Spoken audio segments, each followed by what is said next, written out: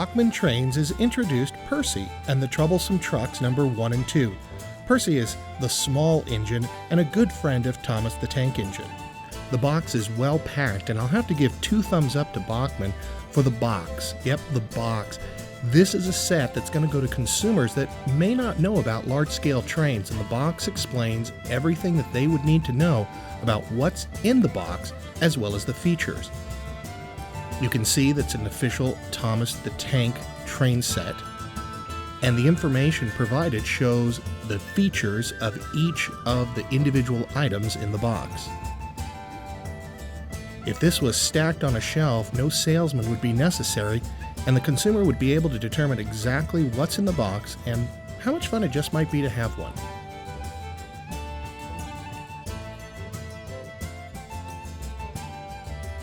So who is Percy the small engine? He's a good friend of Thomas the Tank Engine who lives on the island of Sodor. Percy's available individually, but the set includes the Troublesome Trucks number 1 and 2.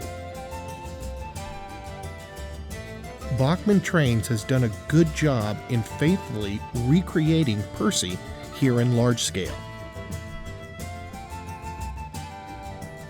Thomas sometimes refers to his good friend as a green caterpillar with stripe, but that doesn't seem to bother Percy. Bachmann has done an excellent job here in recreating the detail that make these trains come to life. For kids, the way these look are as important as large-scalers who are concerned about a rivet here or the proper road number on a unit. The paint job on Percy is excellent and the details are crisp. The unit looks exactly like many of the toys that we still have left over from when my son was younger and played with Thomas the Train. Percy is about 14.5 inches long, 4 inches wide, and 6 inches high, and weighs in at about 3 pounds. The lines and angles are very sharp and the coal load looks very real. No figures are included with this set, but the top does come off in case maybe Sir Topham Hatt would like to go for a ride.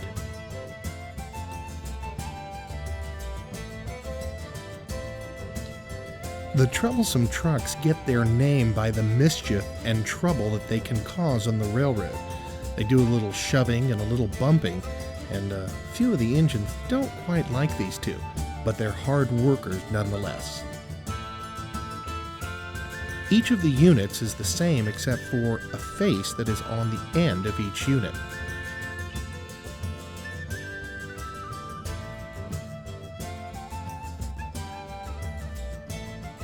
We found nothing troublesome about these units. They're about 12 inches long, 4 inches wide, and about 4.5 inches high. The molding and the edge work is very, very crisp and very clean.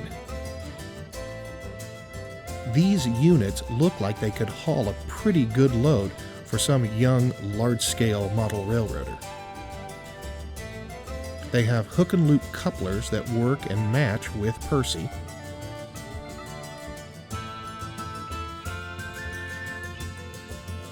And there's some fine detail on the sides of the unit.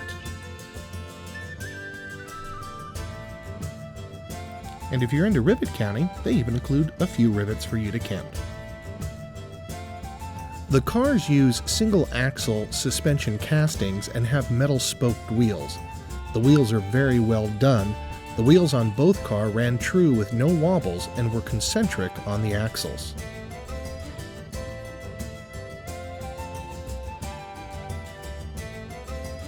We wanted to take Percy for a test run, so we hooked up the power supply and controller and sent him on his way. He started smoothly, and we took the controller up to 50. It goes from 0 to 100, and at 50, the unit was moving pretty quickly, so you may want to keep an eye on some of the smaller ones if they'd like to take Percy up to 100. The unit started and stopped slowly, and we ran the unit for quite a while at this speed without any problems whatsoever. One of the neat features of Percy is that his eyes go back and forth looking for trouble on the tracks ahead. It's a well-designed mechanism and the eyes don't get jittery when you go to higher speed, but maintain a nice, constant rhythm of looking left to right. Let's take a look at some of the things that are in the box. There's a DVD that you can watch on your TV that explains the set. There's some curve track. There's 2 pieces of straight track in the bottom left corner. Don't miss those. In the top, there's 4 pieces that make up your power supply, and there's a bag of black parts. These black parts are used for replacing your couplers in case you want to use knuckle couplers. There's also some replacement hook and loop couplers, and there's some devices that are used to attach the track together. You get curved track and straight track. You get 12 pieces of curved track and 2 pieces of straight track, which will make an oval that you would run the train on. The track is easy to snap together, and you use the plastic piece to snap the track so that it stays together. Make sure you notice that there are shorter ones and longer ones, because if you don't, you'll be in trouble later when you try to attach the straights and the curves, and you might have to force it, so read the directions carefully. There's 4 parts that make up the power supply. There's a connector, a cable, the controller, and the actual power unit itself. This connector goes onto the track, and it's very easy to snap on. You just push up on one side, press it against the track, and it snaps right in. So you end up with a connection on one side and the other, and a place for your cable. The cable plugs in to the track, and the other end plugs into the controller. There's only one place to plug it in, so it makes it simple. And once you've plugged that in, then you would plug in the power supply, first to the controller, and then to a standard wall jack.